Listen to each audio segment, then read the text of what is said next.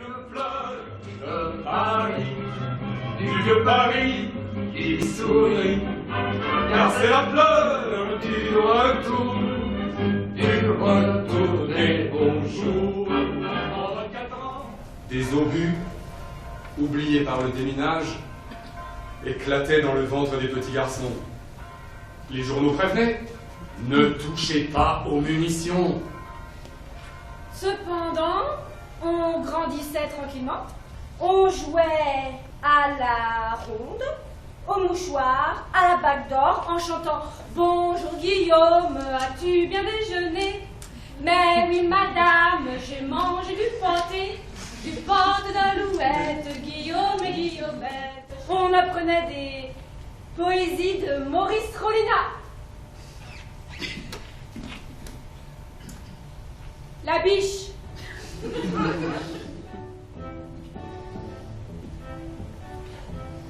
La photo d'une petite fille en maillot de bain foncé sur une plage de galets. Difficile de dire à quoi elle pense ou rêve. Il n'y a de sûr que son désir d'être grande, mais elle rêvait d'avoir des seins et des poils. Elle savait que la réalité et l'avenir se trouvaient dans les films de Martine Carole, les journaux dont les titres « Nous deux »,« Confidence » et « Intimité » annonçaient la désirable et interdite impudicité.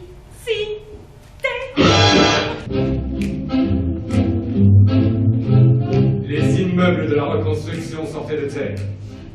Les nouveautés arrivaient. Elles surgissaient comme dans les contes.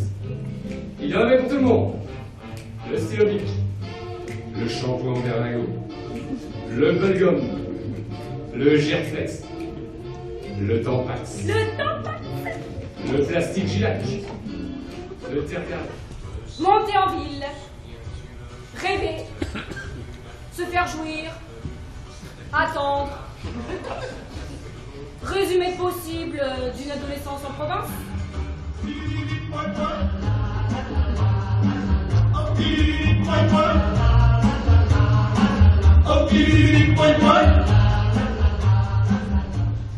Le corps poisseux de l'adolescence rencontrait l'existentialisme.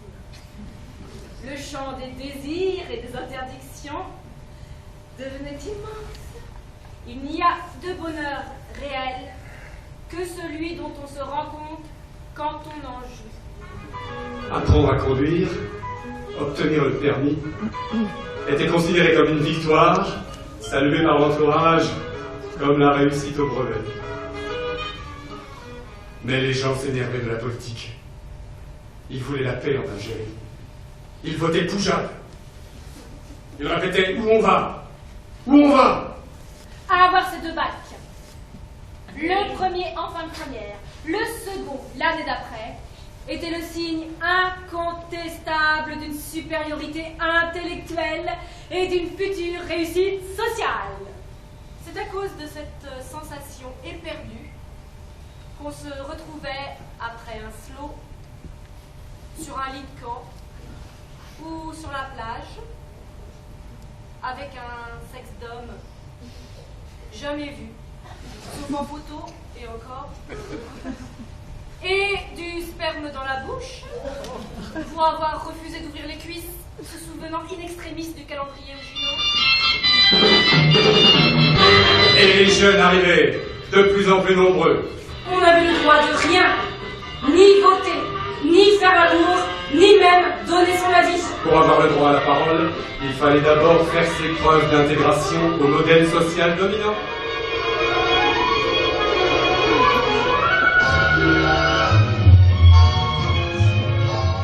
L'espace se rétrécissait, le temps se régularisait, découpé par les horaires de travail, l'heure de la crèche, du bain et du manège enchanté. Tournicotis, Un soir, on a entendu des voix haletantes sur Europe numéro 1. Il y avait des barricades au quartier latin.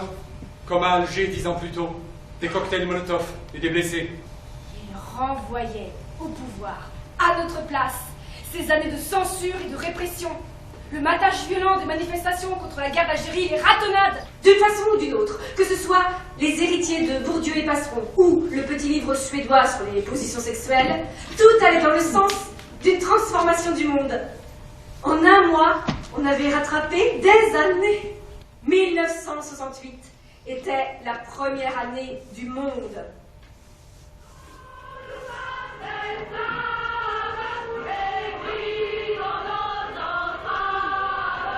On ne se souviendrait ni du jour ni du mois, mais c'était le printemps.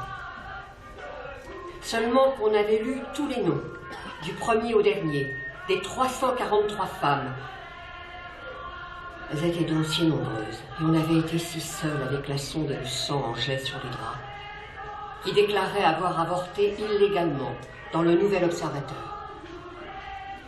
Même si c'était mal vu, on avait rejoint ceux qui réclamaient l'abrogation de la loi de 1920 et l'accès libre à l'avortement médical.